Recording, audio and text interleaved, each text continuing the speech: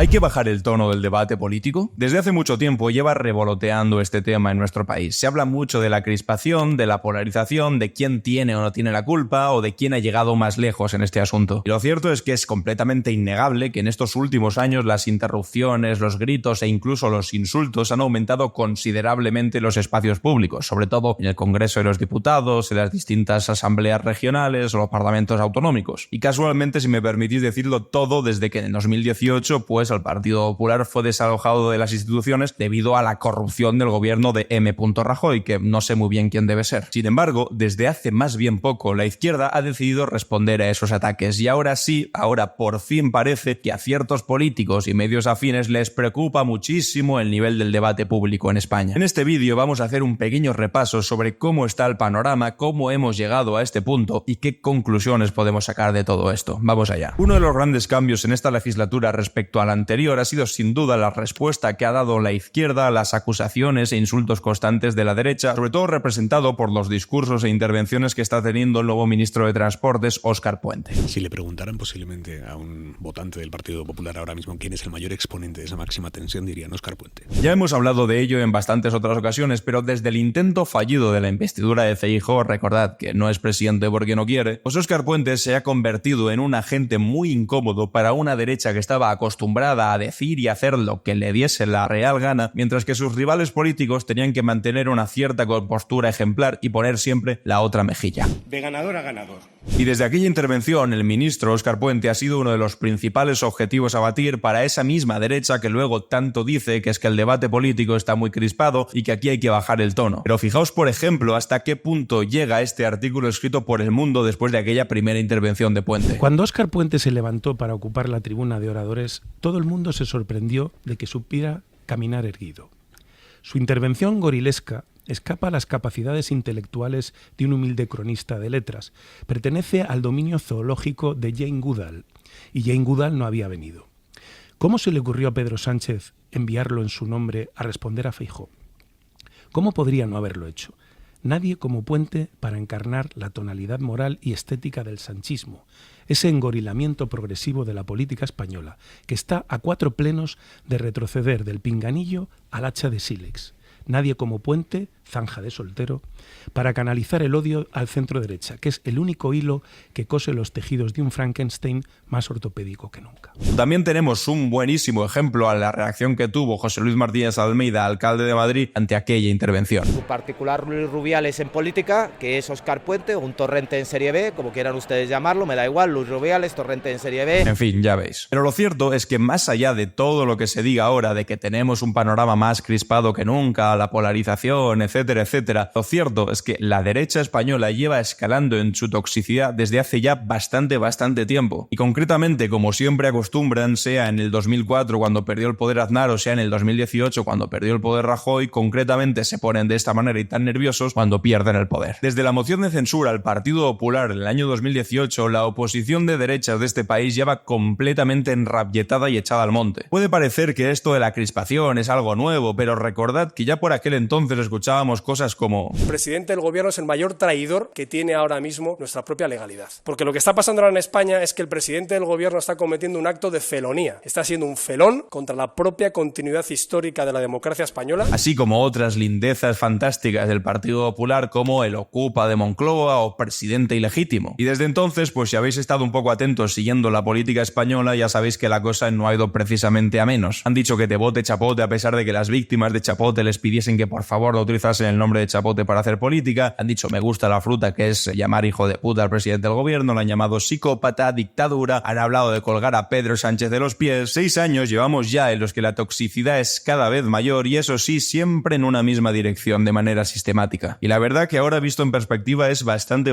gracioso. Y es que en su momento llegaron a intentar vendernos que con el moderadísimo máximo que era Feijóo iban a bajar los decibelios en la política española. Pero nada, evidentemente no fue de esa manera y ya sabéis que lo que hizo fue nada más llegar al poder en el Partido Popular, meter a la extrema derecha en todos los gobiernos autonómicos que pudo y premiar los comportamientos más camorristas y chungos dentro de su partido. Por ejemplo, y sin ir más lejos, recordemos lo siguiente, y es que los portavoces en el Congreso de los Diputados nombrados por Feijóo han sido Rafa Hernando, quien intentó agredir físicamente a Rubalcaba en el Congreso de los Diputados, la marquesa Cayetana Álvarez de Toledo, famosa también por decirle a Pablo Iglesias que usted es el hijo de un terrorista. Y por supuestísimo, Miguel Tellado, quien llegó a decir que creo que debería irse de este país en un maletero el propio Pedro Sánchez. Oye, totalmente moderados y en absoluto proclives a la crispación, por supuesto que sí. Es que luego en el Partido Popular quieren hacer parecer que todos son iguales, pero es que al menos yo no he visto absolutamente nadie del gobierno descalificar de estas maneras a nadie de la oposición por no entrar insultos ya como hijo de puta, así directamente como dijo Isabel Díaz Ayuso. Y es que insisto en esto, es que no estamos hablando de que un tuitero anónimo o alguien desde la barra de un bar insulta a un político, no. Es que estamos hablando de un alto representante público como es una presidenta de una comunidad autónoma como la de Madrid, llamando literalmente hijo de puta a un presidente del gobierno dentro del Congreso de los Diputados para después ser respaldada por todo su partido diciendo es lo mínimo que se merece. Es que esto lo dijeron literalmente ante las preguntas de medios de comunicación. Sí, le hemos llamado hijo de puta, pero es que es lo mínimo que se merece. Y luego, por supuesto, imprimir todo el merchandising posible con el insulto, hacerse chapidas para colgárselo, hacerse tazas con el eslogan, hacerse hasta sudaderas e incluso finalmente siendo reproducido por el líder de la oposición, por Feijóo, llevando contento toda una cesta de fruta haciendo referencia a eso. Es que de verdad hay que tener mucha cara para decir que la polarización es cosa de todos, porque no hay absolutamente nada de este nivel en el otro lado. Os reto a que encontréis algo así, pero en la otra dirección. Es que es completamente imposible. De hecho, cuando Óscar Puente en alguna ocasión en Twitter ha utilizado la expresión me gusta la fruta contra algún político de derechas, han empezado a decir es intolerable que un ministro se exprese en estos términos. Hombre, perdona, pero si los primeros que se estaban expresando en estos términos era el propio Partido Popular y la presidenta de la Comunidad Autónoma de Madrid, si es que hasta el propio Feijóo iba con una cesta contento como acabamos de ver. No me fastidiéis. Y lo cierto es que llevamos 6 años en los que la izquierda ha tenido que aguantar estoicamente el chaparrón de infamias en silencio y aquí nadie ha pedido que se baje el tono hasta que se ha empezado a responder a estos argumentos cutres. Lo explica bastante bien aquí el propio Óscar Puente. Mire, el tono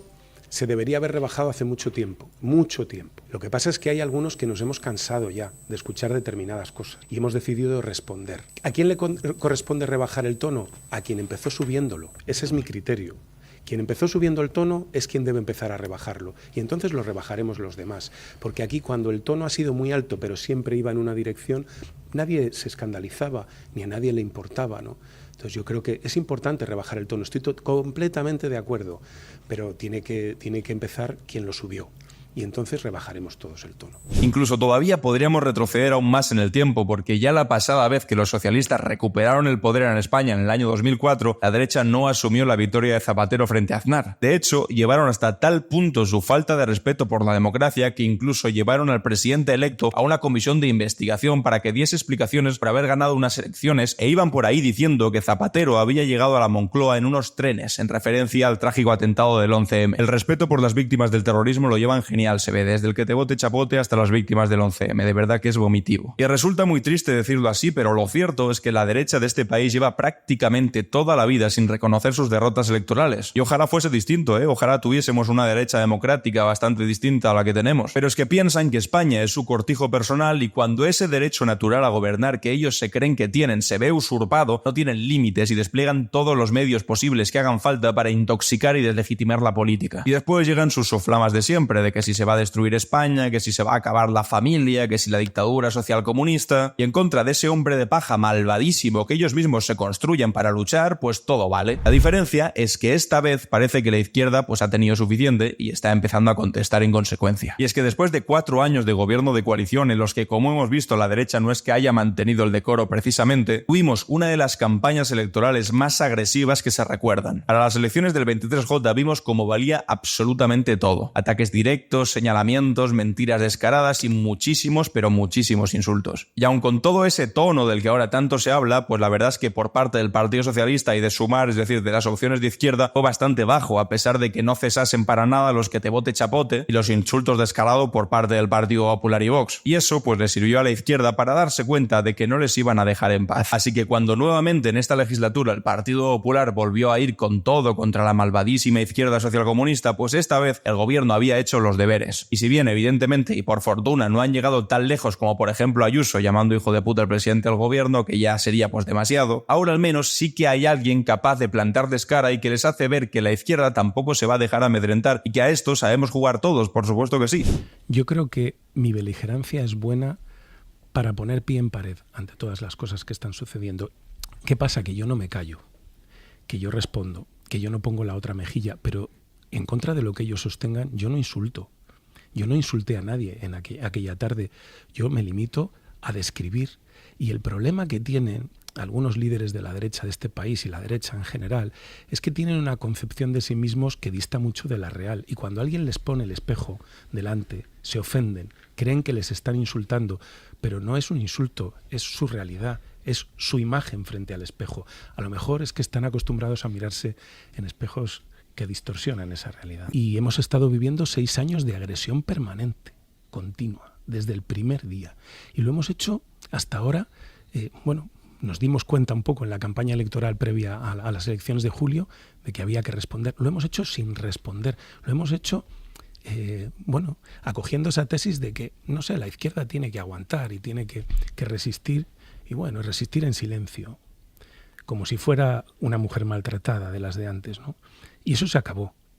Nosotros no vamos a aceptar estas agresiones constantes, esta falta de legitimación constante que le están dirigiendo al gobierno de España. Y yo he asumido el rol de poner pie en pared y de decir a la derecha que hasta aquí hemos llegado. Y por supuesto que a ninguno nos gusta que la política se haya convertido en una discusión de barra de bar en la que nuestros representantes públicos se tiran los trastos a la cabeza. Pero tampoco me sirve esta falsa equidistancia de que hay que pensar que todos son iguales y todos son igual de malvados y crispados. Porque lo que ha habido hasta ahora era unos que agredían y otros que eran constantemente agredidos. Mientras que unos decían perro Sánchez, celón, amigo de terroristas, hijo de puta, dictador, presidente ilegítimo, peor gobierno en 80 años y tantas otras cosas como Pedro Sánchez colgado de los pies, los otros tenían que callar y mantener el decoro y el respeto parlamentario e institucional. Unos iban a la sede de sus rivales políticos literalmente a atizar muñecos de un presidente democráticamente elegido mientras señalaban a políticos y amenazaban a periodistas, y otros que tenían que aguantar para evitar que se dijese que se estaba subiendo el tono. Pues claramente no son lo mismo, no se puede poner al mismo nivel al agresor y al agredido. La diferencia es que ahora al menos se pone ante el espejo a toda esta banda de sinvergüenzas que utilizan el insulto fácil y chusco para que sean un poco más conscientes del daño que están haciendo a la sociedad española. Ojalá esto al menos sirva para que reconsideren un poco su forma de hacer oposición y rectifiquen, aunque sea un poco difícil. Porque los primeros que deberían bajar el tono son precisamente los mismos que empezaron a subirlo en el momento que perdieron las elecciones y que ya llevan 6 años en estas dinámicas tan tóxicas. Por mi parte, todo dicho. Muchas gracias por ver este vídeo hasta el final y como siempre, si has llegado hasta aquí, ¿tú qué opinas? ¿Crees que es acertada la estrategia de Óscar Puente de responder a la derecha esos mismos términos? ¿Cómo crees que afectará esto a la derecha? ¿Rectificarán